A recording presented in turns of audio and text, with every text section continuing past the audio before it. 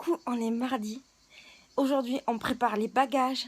Farid, j'attends qu'il se casse. C'est quand que tu pars, Farid? Ça, pourquoi ça tu le prends pas pour être à l'aise? C'était ton truc que je t'avais acheté. Noir.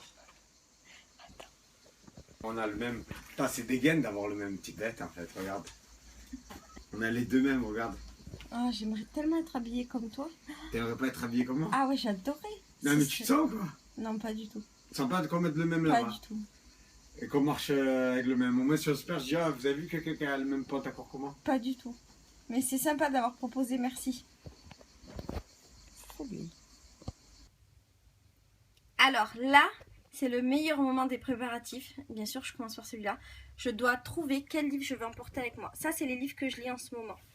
Donc, il y a Les 5 regrets des personnes en fin de vie. Je me sens pas. Le fabuleux destin d'une vache qui ne voulait pas finir en steak haché.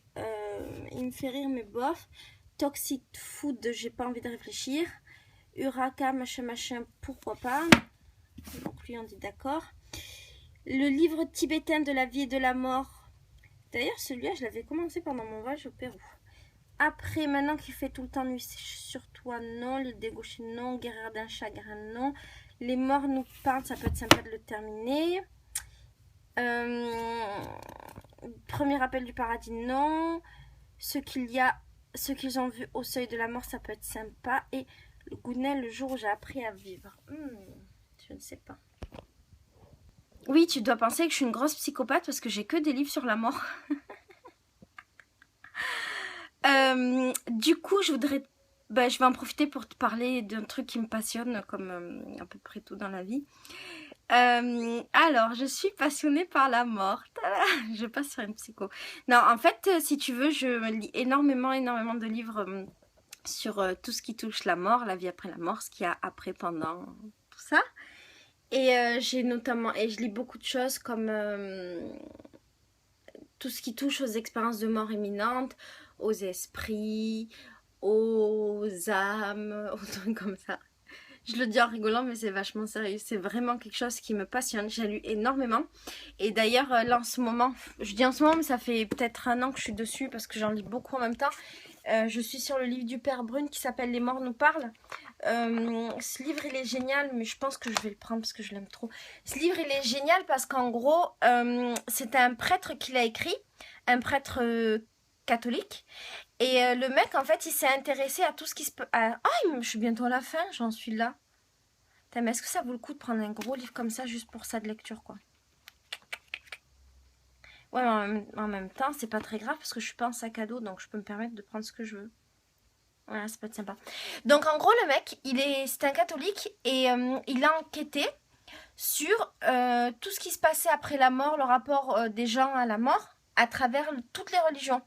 Du coup, ce que je trouve génial, d'abord, c'est son ouverture d'esprit, le fait que le mec, il se soit pas arrêté qu'à la religion chrétienne.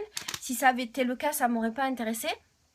Mais le fait qu'il s'interroge sur toutes les religions, je le trouve très ouvert, je le trouve très intéressant. Les témoignages qui sont dedans sont vraiment passionnants. Et en fait, moi, ce qui m'intéresse, c'est tout ce qui touche à la spiritualité dans son ensemble. J'en ai pas encore parlé sur le blog et j'en ai pas encore trop parlé sur les vlogs parce que je sais pas tellement comment aborder le sujet et que je trouve que c'est un sujet qui porte peut-être trop à polémique. Je sais pas, en fait, la spiritualité, il n'y a pas vraiment de polémique parce que tu parles pas de religion au sens propre, mais bon. Je sais pas si j'en parlerai. En fait, je sais pas si ça peut vous intéresser que je vous parle de ça. Enfin, que je te parle de ça, pardon, des expériences de mort imminente, de tout ça. Est-ce que ça peut t'intéresser? Moi, ça me passionne, je peux en parler toute ma vie. Et d'ailleurs, j'ai suivi une formation pour être accompagnatrice en soins palliatifs, ce que je trouve génial. Et je me languis de la terminer et de commencer. Parce qu'en fait, finalement, la mort ne me fait pas du tout peur. Et comme la mort ne me fait pas peur, j'ai pas un rapport bizarre à la mort, en fait. C'est bizarre, hein? Et oui, j'aimerais te parler de tout ça, mais je sais pas tellement si ça peut t'intéresser, donc tu me diras. Voilà, et en fait, ouais, c'est vrai que quand on fait le tour de mes livres, donc il y a Les morts nous parlent, il y a le livre sur la fin de vie, il y a le livre de la mort tibétain. Lui, il est vraiment magnifique, mais il faut trop se concentrer pour le livre. Mais vraiment magnifique. Il y a Guérir d'un chagrin, ça c'est pareil, c'est comment aborder un chagrin, une perte, un deuil d'un point de vue spirituel. C'est très intéressant. Il y a premier appel du paradis de Mitch Albom, je sais pas comment on dit. Alors lui, il fait beaucoup de livres qui sont des romans, mais qui en fait abordent certains thèmes de spiritualité comme la mort, le paradis, les anges. Je crois qu'il a fait un livre avec un monsieur qui parlait, qui était mort, qui parlait, enfin bref. Et puis c'est très intéressant parce que c'est pas trop spirituel, c'est plus philosophique, on va dire. Voilà, c'est ça le mot. Après, le livre qui est super, c'est Ceux qu'ils ont vu au-delà de la mort. Alors ça, c'est un vieux livre avec beaucoup de témoignages de gens qui sont revenus de la mort, qui ont fait des expériences de mort imminente. C'est très intéressant. Mais il a la couverture dure, je me sens pas de prendre un gros bouquin comme ça pour le voyage.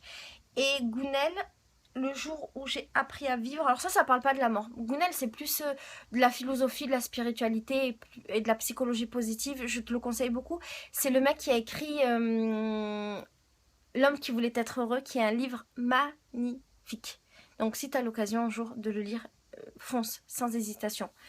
Du coup, pour en revenir à des sujets plus légers, alors, faut que je choisisse. Ah oui, dans mon truc, il y avait aussi le livre de Mathias Malzieu qui s'appelle Maintenant qu'il fait toujours nuit, qu'il fait tout le temps nuit sur toi. C'est un très joli livre dans lequel il raconte le décès de sa maman. Et j'ai du mal à le lire, même si j'adore cet auteur, j'ai du mal à le lire parce qu'en fait, je suis pas prête à lire des trucs comme ça de maman qui meurt. Mais ça, c'est parce que j'ai moi-même une maman, comme peut-être toi ou peut-être pas, peut-être t'as pas de maman, mais voilà. Et du coup, il faut que je choisisse un livre. Ah oui, j'en lis un autre aussi. Je me suis replongée dans le Verbère, dans un Verbère que j'avais arrêté qui s'appelle Les micro-humains. Ça peut être sympa, mais je trouve qu'ils sont trop gros là, ceux-là, pour un voyage. Il faut que je choisisse autre chose. Attends, on va aller du côté de la bibliothèque, on va trouver un livre. Le problème, c'est que je commence 10 000 livres, moi. Bon, après, je les finis toujours, mais bon. Attends, je vais trouver un truc. Ah, je sais, je crois que j'ai envie de finir un Pénac. J'ai envie de finir Journal d'un corps de Pénac, mais je sais pas où il est. Mince. Il était cool celui-là, j'avais bien aimé. Mais alors là... Où est-ce qu'il est? Ah, il est là! Il y a lui que j'ai commencé il y a un moment. J'en suis peut-être vers là. C'est Journal d'un corps de Pénac. Et en fait, c'est le corps de Pénac qui raconte toute sa vie, comment il a vécu la vie en étant un corps. Donc, tu as ses organes qui parlent, ses bras, ses jambes, tout ça. Enfin, c'est trop bien, son cœur, son cerveau. Trop bien. Donc voilà, donc mon livre de vacances numéro 1 ce sera Journal d'un corps de Pénac et mon livre de vacances numéro 2 ce sera Les morts nous parlent du père Brune et ça c'est trop bien. 16h, je suis encore sur internet. Bon, alors, j'ai essayé tous les numéros de Air Algérie, il n'y a personne qui me répond. Je sais juste que mon avion est décalé, du coup j'ai été sur leur site, j'ai fait comme si je voulais acheter un nouveau billet. Et je regarde par rapport au numéro de vol, mon vol serait plutôt à 13h45 et non pas à 11h45. Le problème, c'est qu'il ne faut pas que je me manque. Je pense pas que je me manque, ce serait bizarre. C'est le même numéro de vol et c'est la même correspondance à 18h10 à Alger. Et alors, il y a ma copine qui a pris l'avion il y a 2 jours avec la même compagnie pour aller à Dakar et elle m'a dit que c'était la misère. Donc, on verra ensemble. Et après, j'ai un petit peu travaillé quand même. J'ai rempli mes fiches dont je t'avais parlé, tu vois. Là, j'ai mis la liste de tout ce qui devait aller dans ma valise et comme ça, je vais remplir mes valises et je vais cocher. Après, qu'est-ce que j'ai fait? Là, c'est mon checklist avant le départ. Donc, en fait, je marque les numéros de vol, d'avion, où est-ce que je pars, qui c'est qui m'amène, les trucs les plus importants à amener. Et ici, c'est la checklist préparative, mais comme j'ai rien préparé, bah, du coup, il n'y a rien dedans. Quand j'étais partie en Argentine, j'avais quand même mieux préparé mon voyage. Je m'y étais pris peut-être une semaine en avance ou 3-4 jours en avance. Ouais, c'est ça mieux chez moi. Et du coup, il y avait plein de trucs et c'était rigolo parce que genre moi, il y avait tout ça de rempli et Farid, il n'y avait rien. Comme d'hab. Bon, allez, je vais commencer à faire mes valises. Alors, ah mais non, mais je te l'ai déjà fait ce truc. Ah bah oui, tu l'as vu, valise... Ah non, mais non, c'était peut-être pas complété. Ah, je sais pas. Valise principale, des petits trucs que j'ai commencé à mettre devant, mes livres que j'ai choisis, des cadeaux. Et là, dans cette valise-là, j'ai mis tous les cadeaux. Et j'espère que ça va arriver en entier. Et je pense qu'au milieu, je vais mettre des serviettes de bain. On ne sait jamais. Voilà, ça c'est le début des préparatifs. Et ici, j'ai commencé à mettre un peu des habits de Farid et moi. Et de toute façon, moi, ça va être très vite réglé. Je m'en fous complètement de ma dégaine. Regarde, je suis encore habillée avec ma robe que j'ai fabriquée d'ailleurs. Je suis toujours habillée pareil. Ouais, donc voilà. Allez, c'est parti. Ah oui, j'ai fait un autre truc. Regarde, j'ai commencé à brancher tous les trucs qui doivent charger. Ça, je sais pas si tu connais. En fait, c'est des petits chargeurs... c'est des petits chargeurs mobiles. J'en ai plein, vu qu'avant je travaillais dans les téléphones, du coup j'en vendais pas mal. Et c'est cool parce qu'en fait elle est équivalente d'1 à 2 chargements de téléphone. Enfin, sur le papier c'est ça, mais en réalité t'en as quand même un peu moins. Et pour nous c'est hyper pratique.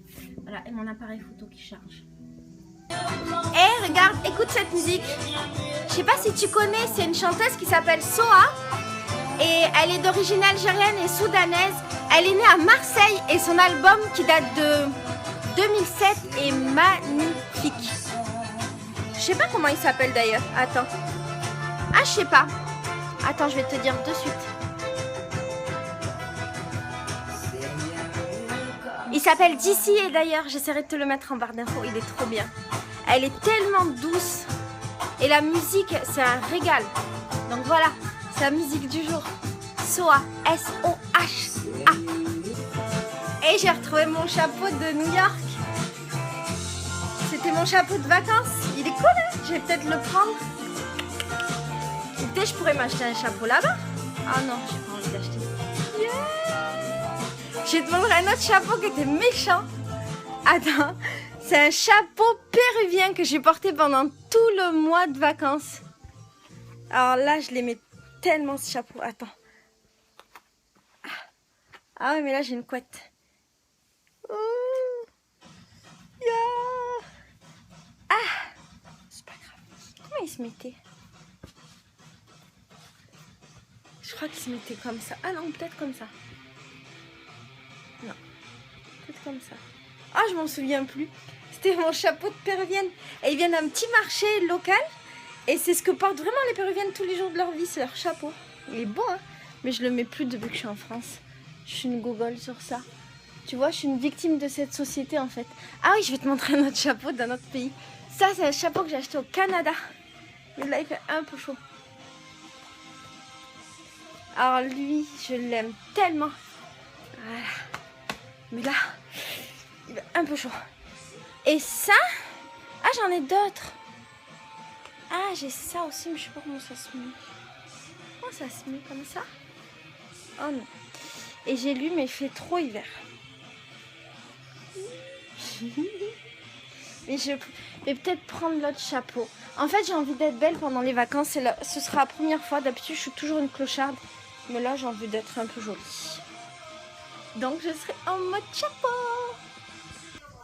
Regarde, tout ça, c'est que des robes de soirée. C'est mes robes de soirée de salsa. Beaucoup de robes de biatch quand même. Du coup, là, je vais choisir les robes de soirée que je vais prendre pour le Sénégal. Parce qu'il y a des fortes chances qu'on sorte tous les soirs. Et ça y est, là, j'en veux plus. J'ai décidé pendant ce voyage, je serai méga bonne. J'en ai marre d'être une clocharde pendant les vacances. Donc, au Sénégal, je serai belle. Voilà. Tu trouves pas qu'il y a un plaisir énorme à ne rien faire quand t'as 1 milliard de choses à faire? Moi, je trouve ça génial. J'apprécie encore plus le moment. Alors là, je suis dans mon lit, je pense à tout ce que j'ai pas fait. Et je me dis, oh, est-ce que c'est grave tout qu'on fait? Non. Et puis voilà, comme je fais tout le temps ça, ben dans la vie, je repousse tout au lendemain, je fais jamais rien. Mais bon.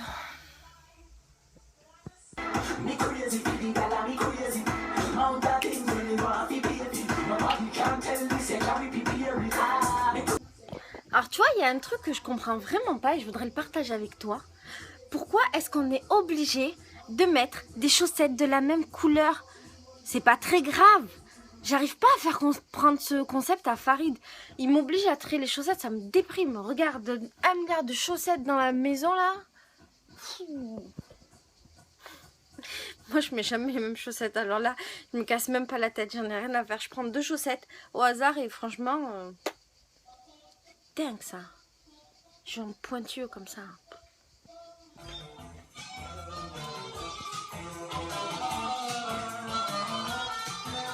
découvre tout le temps des musiques dans mon... C'est quoi ça?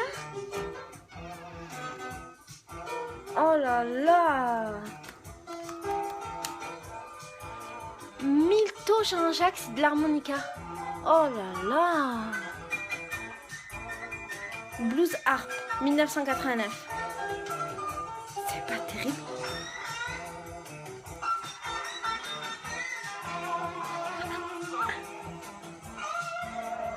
Bon voilà, on découvre ensemble des trucs.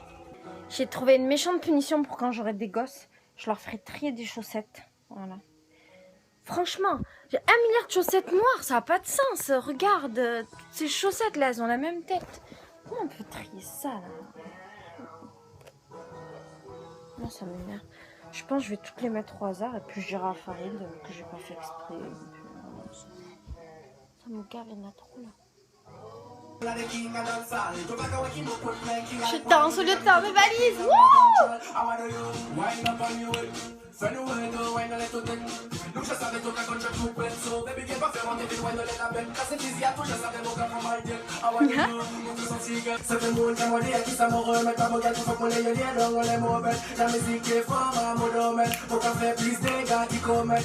Ça te donne pas la bonne humeur ça?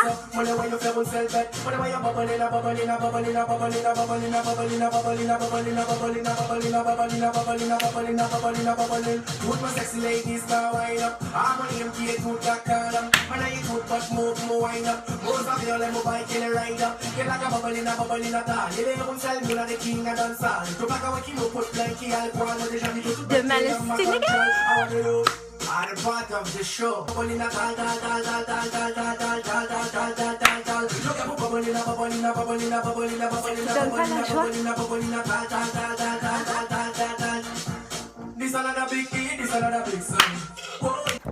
Bon, ça avance, ça avance. Je crois que j'ai fini ma partie à moi. J'ai fini la partie salle de bain. J'ai bien pris mon Polaroid. Tu connais les Polaroid? C'est merveilleux. J'ai fait des articles sur mon blog qui s'appelle Samedi c'est le jour du Pola, dans lesquels je faisais une photo toutes les semaines et j'expliquais la photo.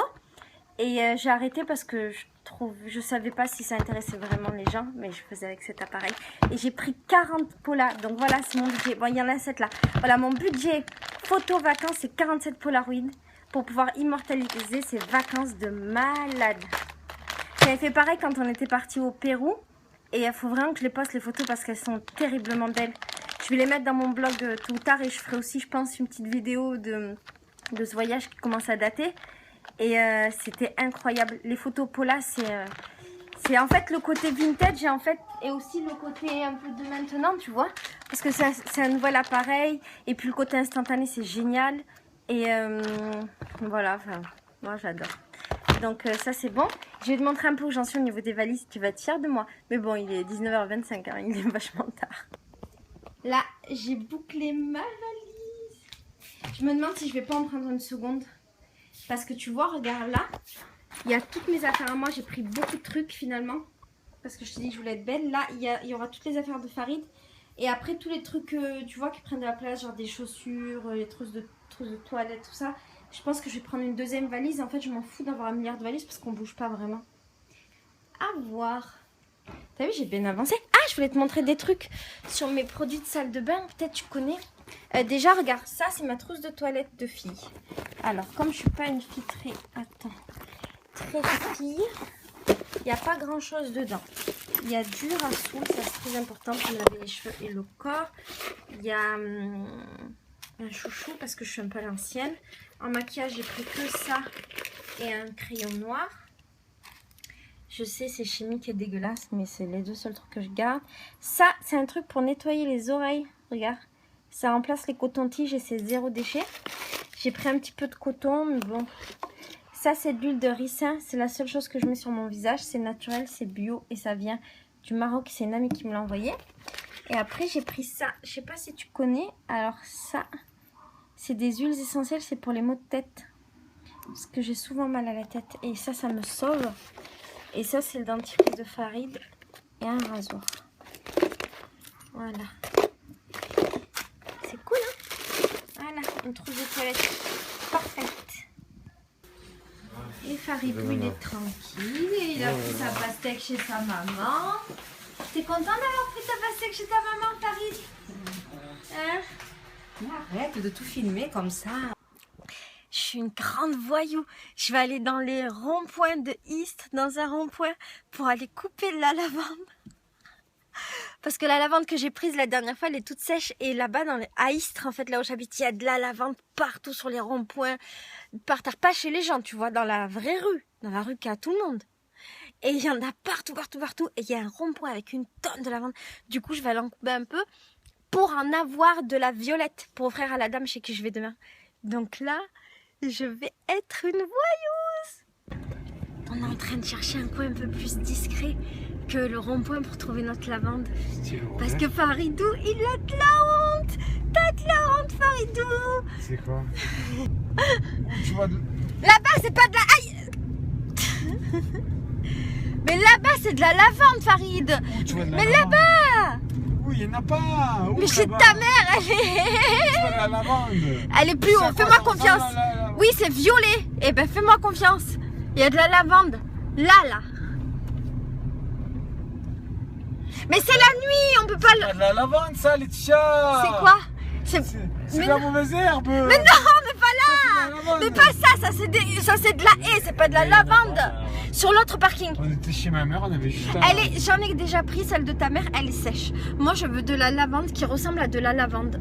Alors, tu m'amènes au rond-point de la lavande. T'avais dit ma mère à côté de la maison de retraite, il y en avait. Eh ben, au pire, on va... Mais non, mais il y en a partout, c'est parce que c'est Là, la nuit peut-être, qu'on la là, voit pas. peut-être. C'est pas un champ de lavande, ça? Voilà, là, Voilà, ça, c'est un champ de lavande. voilà, ça. Voilà, gros mytho. Oh putain, c'est de la lavande de compète, ça. Yeah. Allez, chut, on va chercher de la lavande. C'est de la lavande. De la lavande. De la musique? C'est la lavande. Je sais pas bien de la lavande. C'est la lavande. Allez, danse.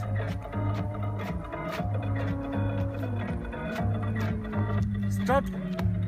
Attends.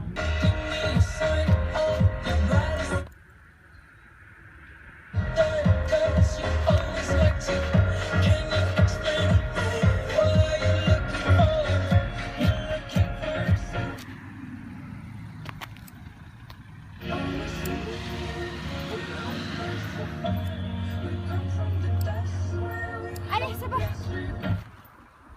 Allez. Petite volage là.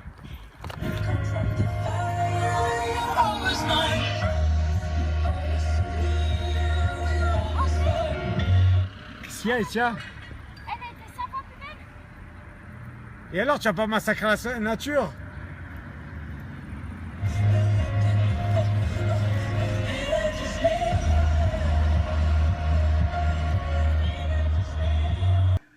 Dégoûte ce mec. Dégoûte. Il m'a fait un truc comme ça là. Il m'a empégué ici. Tu me dégoûtes. Franchement, t'es une méchante personne. T'es vraiment une méchante personne. T'as de la chance, je sais pas le faire. Moi, sinon je le défonce. Il faut que je trouve un truc. Arrête! Farid, ça fait mal! Dégage! Voilà la terre, on dirait voilà comme tu me fais la misère. T'es méchant. Je sais pas viser, moi. Je vais le dégommer, il faut que je trouve un truc pour le dégommer. Qu'est-ce que je pourrais faire? Ah, je sais, un truc qui craint. Ça fait mal ou pas? Ça fait mal ou pas? Va crever. Je pense pas que ça t'ait fait mal, non? Si, ça... Putain, j'ai une grosse trace, Farid. On dirait une... Si, j'ai une grosse trace. On dirait une femme battue. Non. Arrête, tu m'en refais pas. Ça t'a bien marqué. Yeah! Crève en enfer! Psh, psh, psh, psh.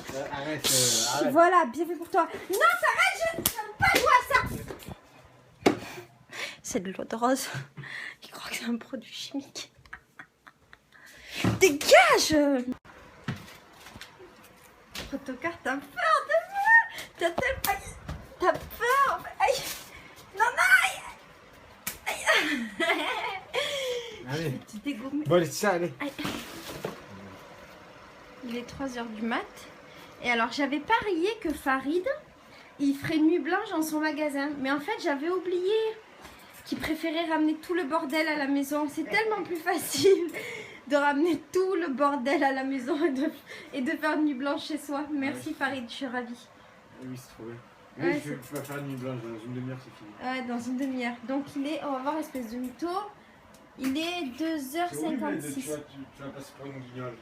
Donc dans une demi-heure, tout est rangé, t'as fini ton travail. Ah ouais, dans une demi-heure j'ai fini mon travail. C'est un mytho. Et je le dis officiellement devant la terre entière, t'es un mytho. Donc à 3h30, t'as terminé. Je te donne même 5 minutes d'aura parce que je suis gentille. Je t'avais pas dit que Farid c'était un mytho? Farid, il y a une demi-heure, tu devais avoir fini. Oui, c'est une demi-heure. Bon, pour te dire où on en est, ma partie de valise à moi, elle est prête. La valise numéro 2, numéro 3, elles sont prêtes. Il manque plus que les affaires de Faridou. Et moi, il me reste quelques trucs à faire sur l'ordi. Et c'est fini. Alors, il est 4h et quelques, 4h quelque chose. Je vais dormir parce que moi, je me lève à 8h. J'ai 1 milliard de trucs à faire. Du coup, c'est la fin de ce vlog et c'est la fin temporaire des mini-vlogs du bonheur. Parce que je ne serai pas là jusqu'au 2 août. Du coup, je vais beaucoup filmer, mais j'ai décidé de ne pas filmer avec l'appareil, avec le téléphone, mais de filmer avec ma vraie caméra et de monter les vidéos et que ce soit quand même un peu plus propre que les vlogs. Et donc, ça sortira quand je rentrerai de vacances. Et si je peux, j'essaierai de publier quelques vidéos pendant que je suis pas là, qui sont déjà tournées. Pas des vlogs, des vraies vidéos. Mais ça va dépendre de ma connexion parce qu'en fait, l'histoire, c'est que j'aurais dû toutes les programmes avant de partir, mais que comme tu sais que j'ai rien foutu aujourd'hui et que là d'ailleurs, je tiens à te dire, il est 4h du mat, mais j'ai presque rien foutu ce soir non plus. Si j'ai fait des petits trucs, mais bon. Oh, je suis tellement fatiguée. Donc voilà, du coup, j'ai pas fait, mais c'est normal, je suis trop feignante. Oh. Je te fais des bisous. Je te dis à dans 3 semaines. Viens sur Instagram si tu veux suivre le voyage parce qu'il y aura tous les jours 1 milliard de photos. Et mon Instagram, il doit être noté... Je sais pas si je vais avoir le temps de mettre dans la barre d'infos, très sincèrement. Mais tu vois, quand il y a le nom, la page de ma chaîne, là, tout en haut, il y a le logo. Et en bas à droite... C'est même à droite, ouais. En bas à droite, il y a plein de petites icônes. Et là, il y a l'icône d'Instagram. Tu cliques dessus, tu me trouves. Si tu as la flemme, tu tapes le corps, la maison, l'esprit et tu me trouves. Et là, comme ça, on pourra partager les vacances ensemble. Et tu pourras me laisser des messages et je pourrai t'envoyer de l'amour. Et tu pourras m'envoyer de l'amour et ce sera cool. Voilà. À dans 3 semaines. Je t'aime fort. Bisous. Ciao.